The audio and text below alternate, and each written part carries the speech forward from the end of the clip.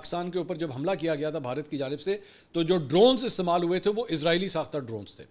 اسرائیلی drones کا استعمال کیا گیا تھا, وہ جو ہارپ ڈرونز تھے ان کا استعمال کیا گیا تھا. تو اس وقت انڈیا کے اندر بھی جو ہے نا وہ میں دیکھ رہا ہوں, وہاں کی جو چیٹر میں دیکھ رہا ہوں, ان کے مختلف تجزیہ کار صحافی اور وہ جو ہے وہ کہہ رہے ہیں کہ دیکھیں حملہ اس طرح ہوتا ہے. وہ اس وقت اسرائیل کے ایران کے اوپر ہونے والے اس حملے کی مثالیں دے رہے ہیں کہ جناب یہ دیکھیں یہ ہوتا ہے پریسیجن اسٹرائک, کہ یہ دیکھیں ملٹری کمانڈ کو جو ہے وہ اس طرح اڑایا جاتا ہے, اس طرح جو ہے وہ پینیٹریٹ کیا جاتا ہے. ہماری را کو بھی جو ہے وہی کام کرنا چاہیے جو بیسیکلی موساد نے کیا ہے, اور وہ اس کی ایگزامپلز دے رہے ہیں.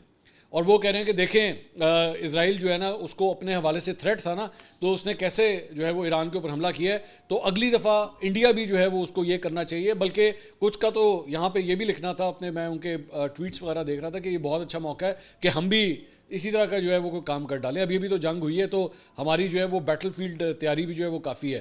تو پاکستان اچھا, لیکن ظاہری بات ہے ان کو اس بات کا آئیڈیا نہیں کہ پاکستان کا اور ایران کا کیس جو ہے نا بہت ڈفرینٹ ہے.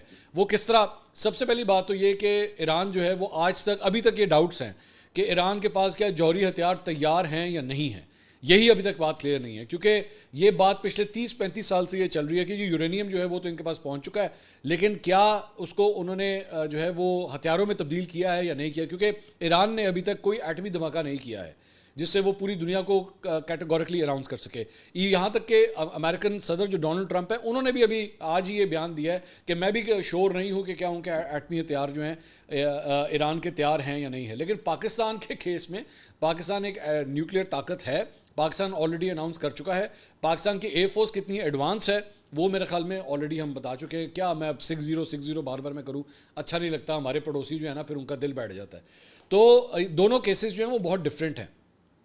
لیکن ظاہری بات ہے اس موقع کے اوپر جب آپ کے پڑوسی ملک کے اندر جو ہے وہ جنگ کی یہ ساری صورتحال ہو تو اس کے اثرات آپ کے یہاں پہ آتے ہیں.